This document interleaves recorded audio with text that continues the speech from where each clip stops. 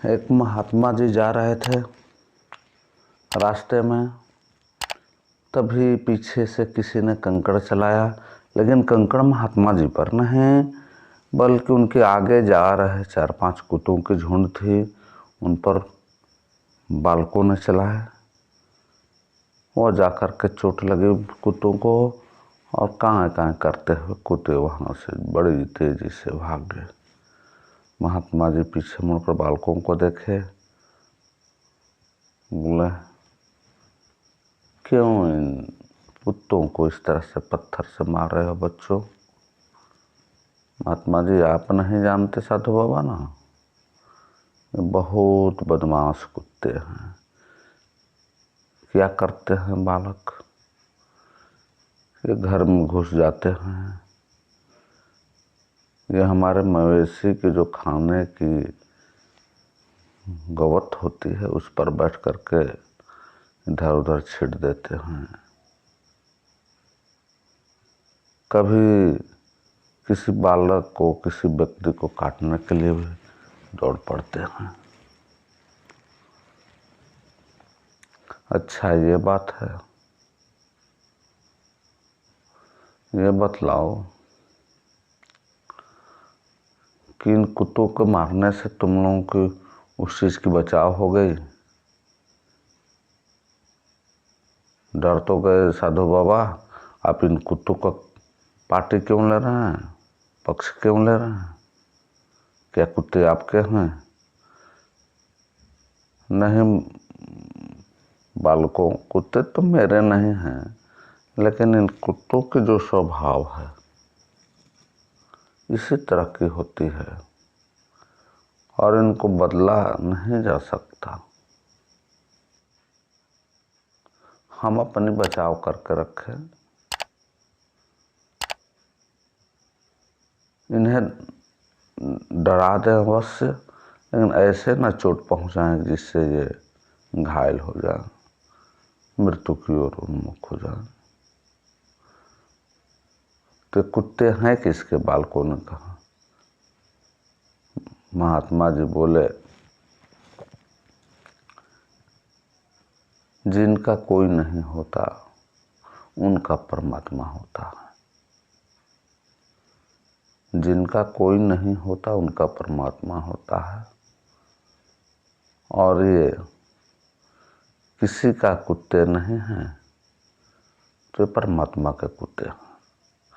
लड़के बोले तो परमात्मा इसी तरह से अपने कुत्ते को घुमाएंगे, बदमाशी करवाएंगे? कौन होते हैं परमात्मा?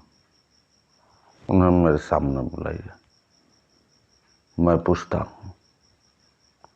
लड़के की बात सुनकर साधु बाबा मुस्कुराए, बोले नहीं बालकों, परमात्मा तो सारे जगह हैं, लेकिन उनसे वहीं बात कर सकता है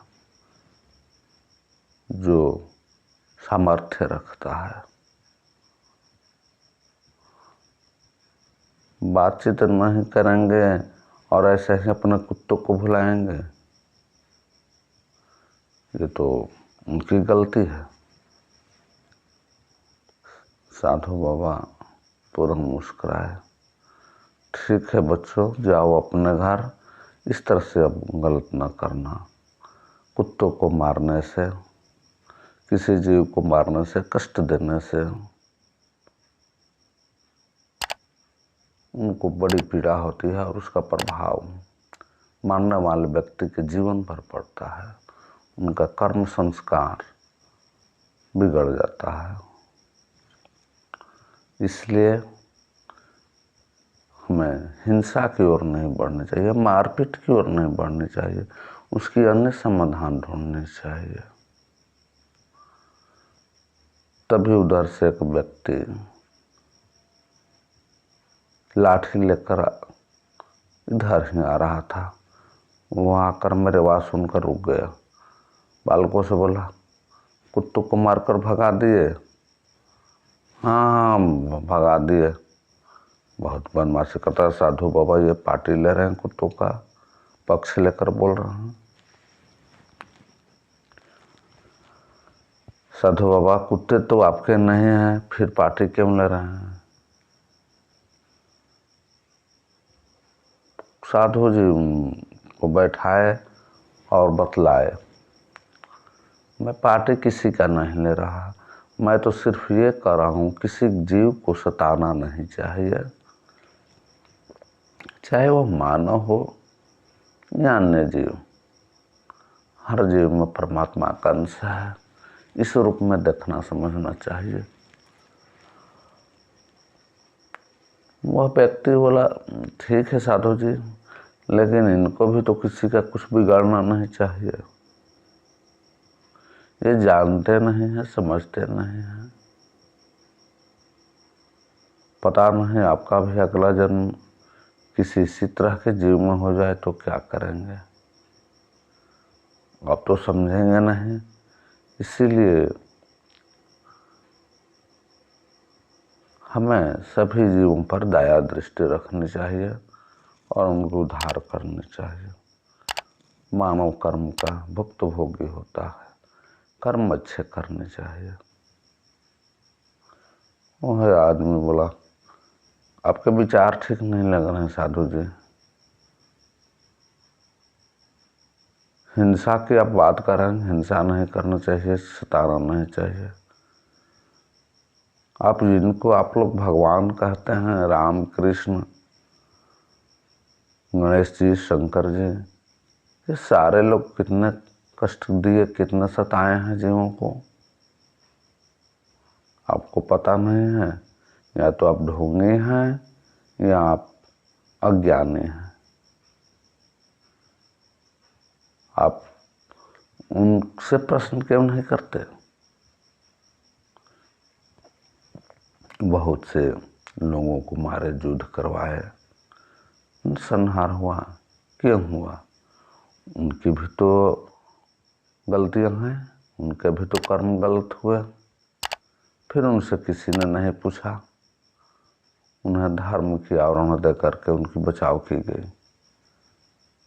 साधु बाबा बोले, ये ठीक है, उनकी भी कर्म अगर गलत हुई तो इसकी भी उनको भुगतान करना पड़ेगा, किए होंगे। हम सबको क्या पता, प्रकृति इसका स्वयं निर्धारण कर देती है, हम सब उसके बारे में कुछ नहीं कर सकते। बस मुझे जो कहना था कह दिए, आगे आप सबकी मर्जी। अगर आप जानना चाहते हैं कि इस तरह से कर्म